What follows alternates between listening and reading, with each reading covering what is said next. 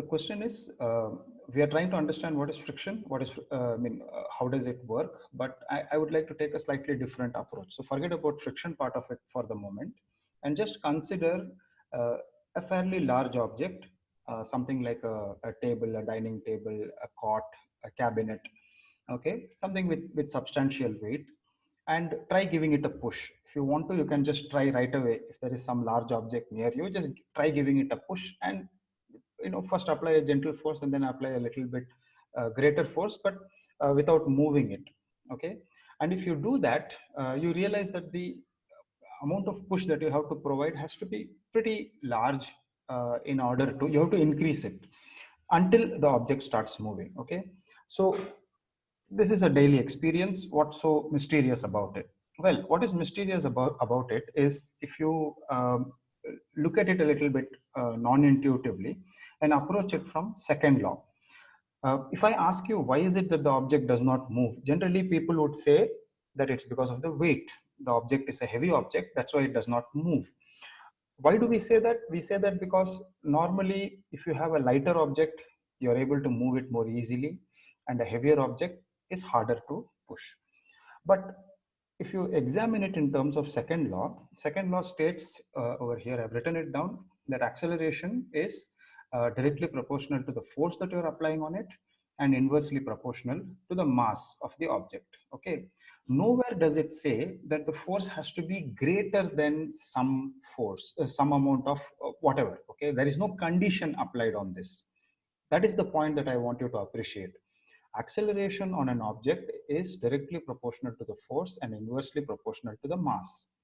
So F by m is not equal to 0, correct? If the object has a mass m and you are applying a force F, and the only condition over here, of course, is that neither the force or the mass has to be equal to, can be equal to 0. As long as that is not there, so in terms of the whatever demonstration you're trying to push the cot has a mass. There is a certain force that you have applied on it. That is also true because you feel it in your hand. So when there is a force and when there is a mass of an object, there has to be an acceleration, right? Because the acceleration is the ratio between the force and the mass. But then why do you not observe any acceleration in the object? So that is what I want you people to understand, and understand by obviously critiquing, questioning, or asking me, or providing some explanation. So how will you provide an explanation to that? Yeah. Yeah, Ishan. So, like we know, there is inertia, right? So, an object's inertia resists change in motion. So, I think its inertia is like resisting the change in motion. Therefore, like we have to like push. The force should be greater than inertia. The resistance created by inertia. Only then the object can move. But there's also friction, right? There's not only the Yeah, inertia. yeah. Uh, I have written it down. Let's just look at Ishan's argument first. See, that's why I'd like to say two things. One is that um, the inertia will resist the movement, but it will not prevent it from moving. Okay, that's one point. It's a slightly flimsy point. I'll go to the second point, which is that fine, what you're saying is, let us take it that, yeah, agreed, the weight of the object or the mass of the object will resist. But then the second law says acceleration unconditionally is proportional to force divided by mass. And what I'm saying mathematically is, if there is a force, which there is, when you push an object, you experience the force. So there is a force you are applying on it, and there is a mass, the mass of the object, right? So there is a non-zero force, there is a non-zero mass. So why is there a zero acceleration?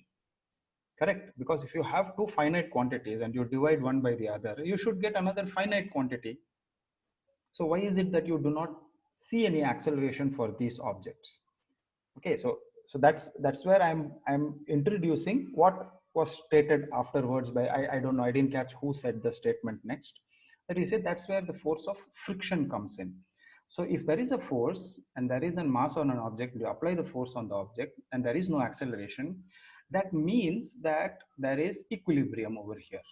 right? You can immediately say that the possibility is that in this case, I'm talking about this case, sigma f is equal to 0, right? This should be your second sort of automatic assumption. If I'm applying a force, an object does not move, then sigma f is equal to 0. If sigma f is equal to 0, then there must be a resistive force that is acting in the opposite direction, right? Because only then that force will prevent acceleration caused by the first force. Is this argument clear, or does somebody want to say something about it? Yeah. It's clear. Anybody wants to ask any questions about it? So could you repeat the second part of it? Yeah. So if you got the point that there is no, I mean, mathematically it does not seem possible from second law that a finite force on a finite mass produces zero acceleration. So it has to produce an acceleration, but obviously we don't see acceleration in our everyday life when you try to push a large object.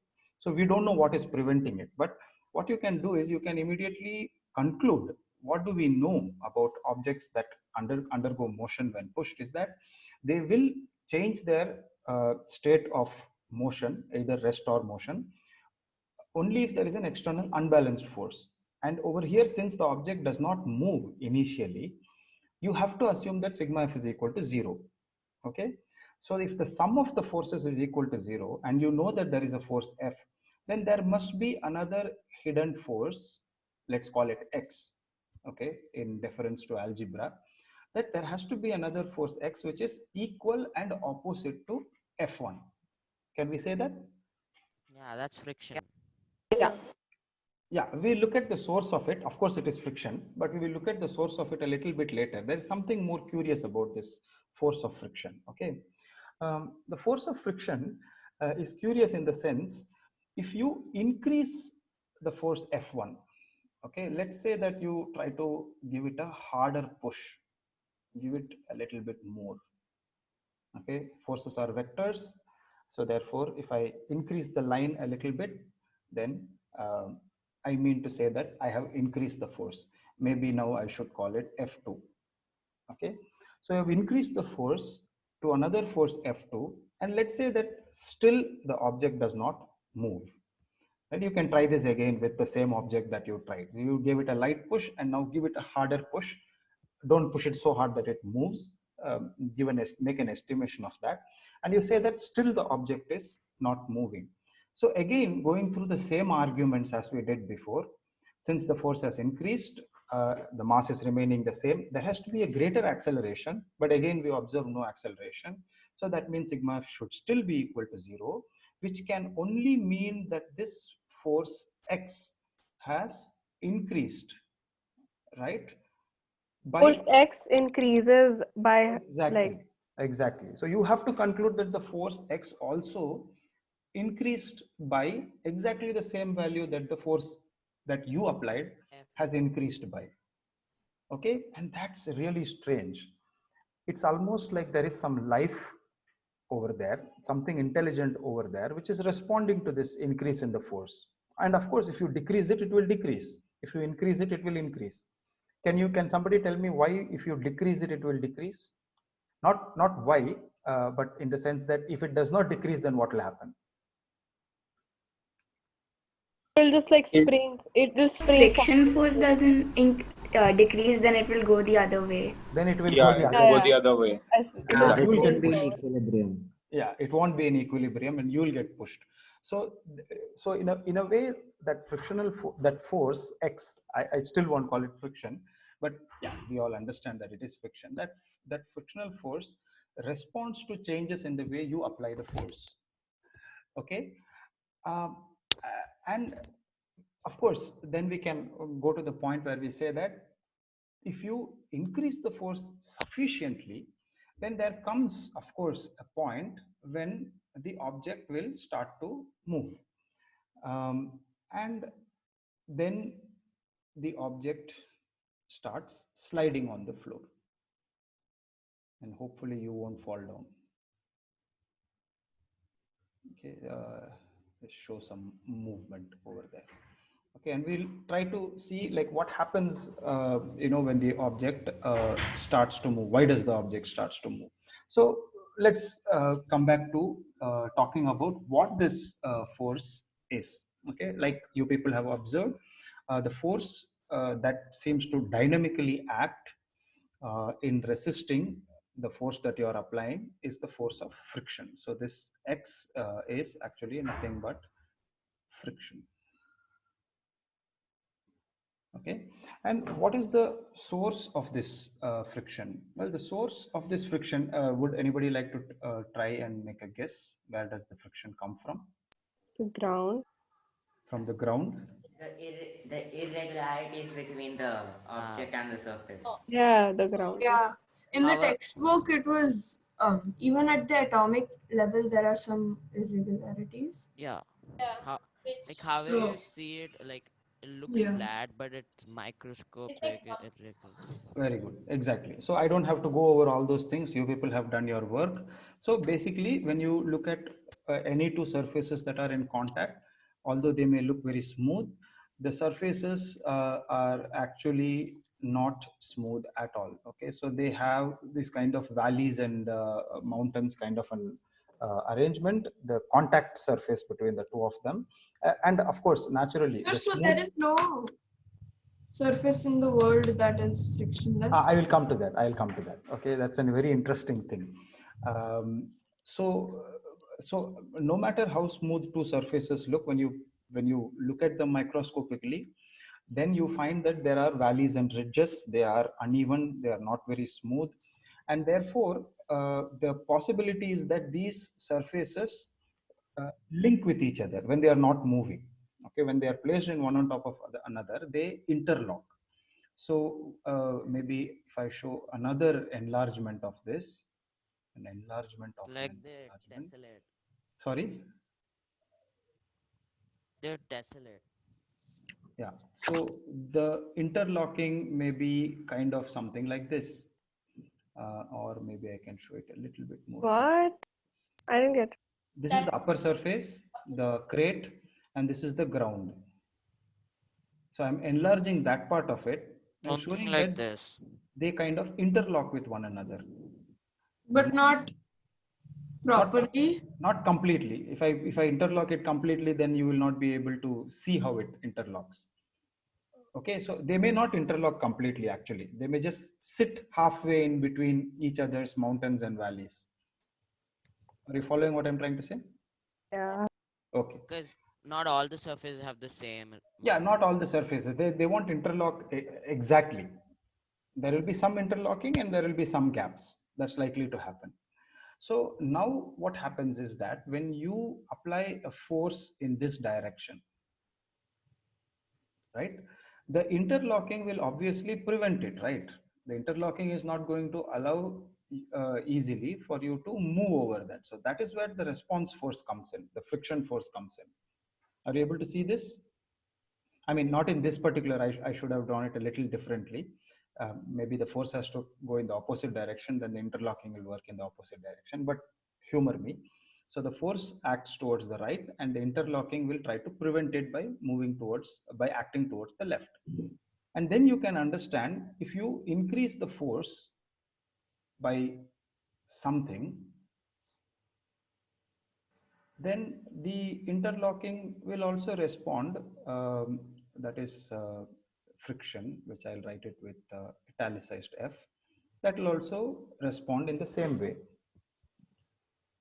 Okay, until it comes to a point where the two surfaces will snap. Right, these are tiny little pieces that are there, and they probably break. Okay, and when they break, then the object starts moving. Is this part clear? Yeah. Okay. Yeah, So, sir. so therefore, friction has a maximum possible value. Sir, wait, I didn't understand. Yeah, tell me, what did you Like understand? you wrote F plus, so what you just said, friction has the maximum. No, I didn't come to that. What I was trying to say was, if you push, what we are trying to do is we are trying to understand how friction works. Why is there friction? So the argument is two surfaces which are in contact with one another are not smooth, however smooth they may look. Microscopically they have ridges, valleys, mountains kind of arrangement. And when they are not moving, they are interlocked with each other. Not completely, but kind of like. Yeah. Sir, I have a different question. Yeah. Like we haven't really discussed that. Yeah. Sir, so if you rub the crate and the ground together like a lot for a lot of time, Yeah, those because of, irregularities will wear out. So that is to a certain extent. Oh, it won't wear out completely. It will not wear out completely. That's why I'll come to talk a little bit about what we do when we grind surfaces and try to make them smooth and so on. I'll come to that. Shiv, let me just finish this one point. So therefore, what I'm trying to say is you can push against friction and friction will resist, but not infinitely. There comes a point when the ridges and valleys will snap, and when the ridges and valleys snap, then the object will start moving. So there is a maximum value for this friction, okay? And that maximum value of friction is what is a value that depends on the two surfaces that are in contact. Okay, so you can look at a variety of pairs of substances, like say for example, you can look at um, in this case like wood against concrete. Concrete is very friction. High friction material, yeah. Yeah. Concrete. Like when people fall on concrete, like their knees get really badly you get hurt. friction abrasions, friction wounds on your body. And on roads also, if people fall. And on roads too. You get really bad wounds. Yeah. So you can look at the friction value between rubber and road, or let's say the correct technical term is tarmac. Okay, but what I mean is a tar road, asphalt road actually, not tarmac, but asphalt road. But I'll leave it there. Asphalt. Sir, even skin and this thing. Skin and what? Concrete. Yeah, but I have mentioned concrete again. Mention something smooth, like say glass on marble. Like, the sound sounds very. If you rub it against each other, the sound will be very bad. Okay, so the value of this friction really depends upon the two materials that are there in contact. Okay, and then of course you could say that, well, then how do we know how much friction is there between any two pair of materials? Well, that's very hard to predict. In fact, I don't really think there are any equations that tell us how to figure out the friction between any two given pair of materials. No, there is no. I just searched it. Yeah, but you will get values if you look for friction between any two pairs of materials. You will find a table or a data that gives you the value of friction. It's called a friction coefficient. But you know, the determining of this friction coefficient is done experimentally. There is no theoretical framework from which you can approach friction. Sir, I have another pair of. Unless you can count atoms. It's very tedious. Yeah. You can count atoms, but you can't count atoms for the specific material that you want to know the friction value for, right? Sir, they made this ball. Yeah, somebody, one second, just somebody wanted to give one more. Sir, try pencil and paper. Pencil and paper, yeah, that's another one. Strictly speaking, we should put graphite and paper, but I'll put pencil and paper. It's what makes it possible for us to write on paper. Yeah, exactly. Okay. So then the friction between pen and paper will be lesser, right? We can't say for sure. You will have to look at the friction values to be able to say it. The pen like has a little ball. Values is Okay. I think 3-4 people wanted to speak. Could I just give a sequence of people who want to speak so that everybody gets a chance? Sure. Yeah. Is it Ruhani? You want to say something? Yeah, sir. Go ahead. So right now you said that when Pratham said that pen and paper ka zyada hoga, I mean less hoga. You said that depends on the then you calculate the friction value. But then before that you just said that you can't calculate the friction value. No. Where is the way? I didn't say that you have to calculate. I said you will have to find out. And all I said was I'm not sure about it. Oh, you said you have to find out, but how do you find out? You will have to look up a table. Okay, so when engineers Yeah, I looked try it to up. So the people who found out, how did they find out? so let me explain that then. Okay, so I'll explain how people generally find out Hey, the friction let me make a guess. for a pair of materials. Yeah, Ishan, you wanted to guess? So maybe they go to a vacuum chamber where there is no friction and they put on anti-gravity mode, and then they look at its speed with a certain amount of force, and then they go to a surface and then push it with the same speed, and then compare the difference between the output force. Sir, I have another question. Its velocity. Yeah, you are partially right in the sense that it has to be done experimentally. That's how they do it. Sir, I have another question. But the method that they use to do it, it's not as sort of elaborate as you are saying. It's fairly simpler than that. But I'll come to that. Somebody else wanted to say something other than Ruhani and Ishan. Sir, there are a bunch of hands in the participants box. So Okay, it's just that I have to go to the participants list, which I don't know how to do without stopping sharing. sir, I'll tell you. There's Pratham, there's Yes, sir. So, Ruhani asked like if you keep rubbing the two surfaces on the like ground, okay? Yeah. Ground, so the irregularities like wear out. So that isn't visible to the naked eye, right? Yeah, it may not be visible to the naked eye, but you may be able to feel it. So just to talk a little bit about that, Something in like our previous, sandpaper. yeah, It's like like sandpaper. fine. Exactly. You people have done woodwork, so you know these. Yeah. If you have a rough piece of wood, say, and you sandpaper it, so you bring something with a little bit of an abrasive surface, and you rub it against this. What you're basically doing is you're chipping off these extra bits over here, right? So that is one way in which you can make it level, and then you use finer and finer paper to make the valleys and ridges lesser and lesser prominent. Okay, so that is one way in which you reduce the friction of a surface, or you make it more smoother. Basically, when you reduce friction, you're making it smoother. Another way of doing it is when you have a sort of rough surface like a floor surface, and then you use polish. Okay, you have something called as wax polish. You get it in the store, and in our previous school what we used to do was just before closing up, we'd get these wax polishes, get some nice brushes and cloth and all that, and we'd polish We the floors. fill the gaps. Yeah, so that's another way of doing it, in which you fill the gaps. You fill the gaps with this polish, and then you rub it in, you make it smooth. That's what you do when you polish shoes as well. That's what you do when you polish wood also. Wood also, exactly. So you fill it in with some material, and then you smoothen that by rubbing it with cloth. So that is another way in which you can make a surface smoother.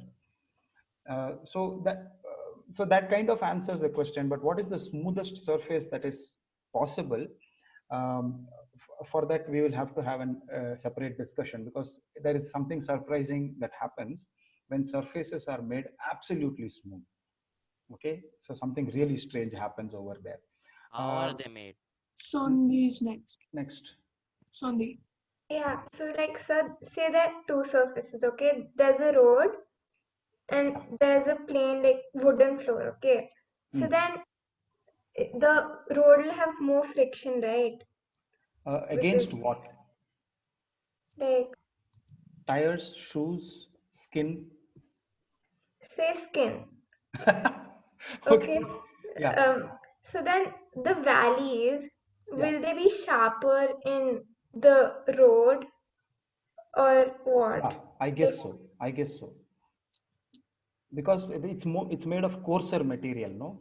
So when you think of road, what they use for making roads is those what they call blue metal. Basically, it's rocks which have been broken into small pieces.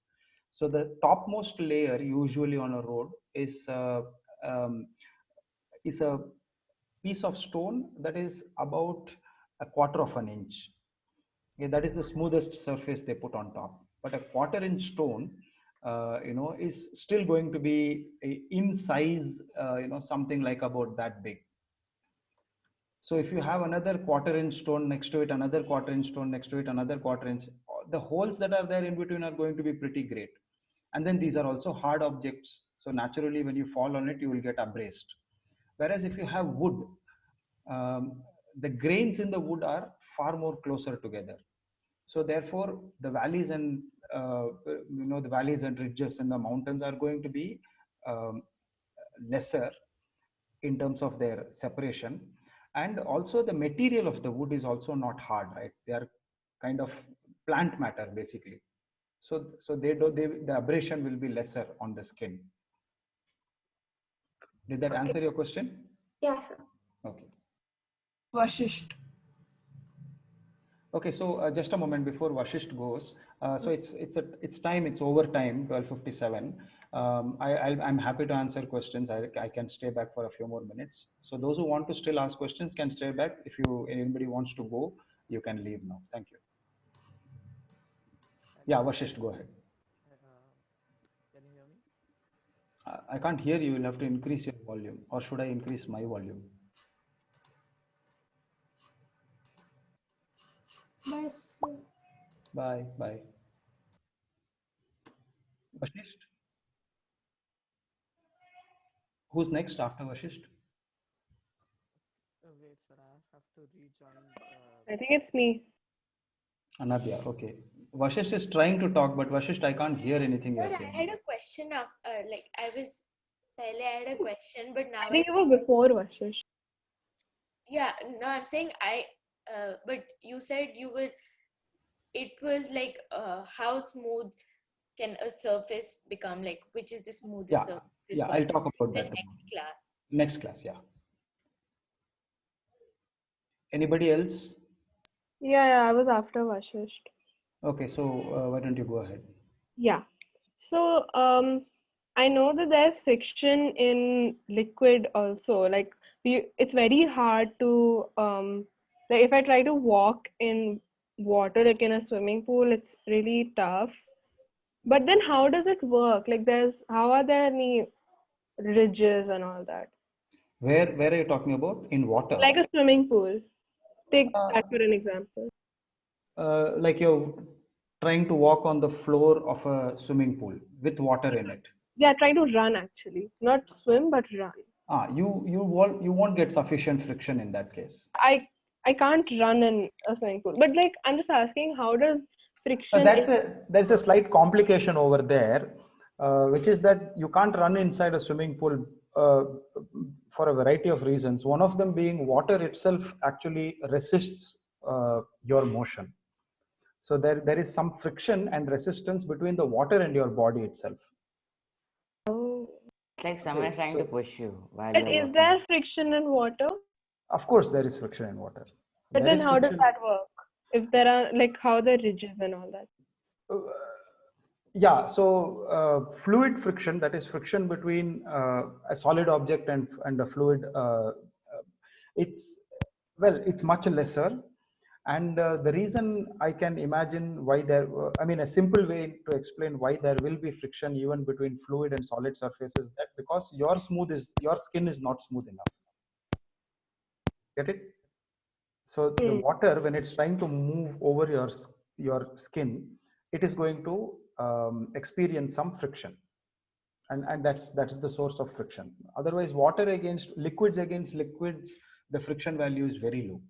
But they do have frictional resistance. Water bodies also, fluids. In fact, even air and water, gases have frictional values, but they are very very low.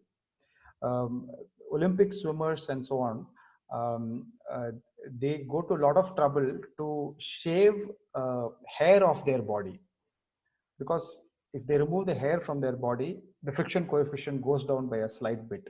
And even a few thousandth of a second that they can remove by doing that, they would like to, because their win margins can be that small. Or they design suits, full body suits, right, which may weigh, Wetsuit. not a wetsuit. A wetsuit can be quite heavy, but swimmers, Something I'm not tight talking about fit or divers. something. Yeah, so Yeah. like you They can wear a wear rubber full suit, body right? suits that reduce the friction. They will increase your mass a little bit, so you'll have to work a little harder to accelerate yourself. But they reckon that the amount of frictional loss that happens by exposing their skin to water can be reduced and compensated. Okay, so friction that way is a very important force to reckon with and understand. It plays its role in a variety of areas. Sir, I have a question. Yeah. I have a question too. So I'll just stop the class now, and then you people can stay back, and then we can discuss this. Okay.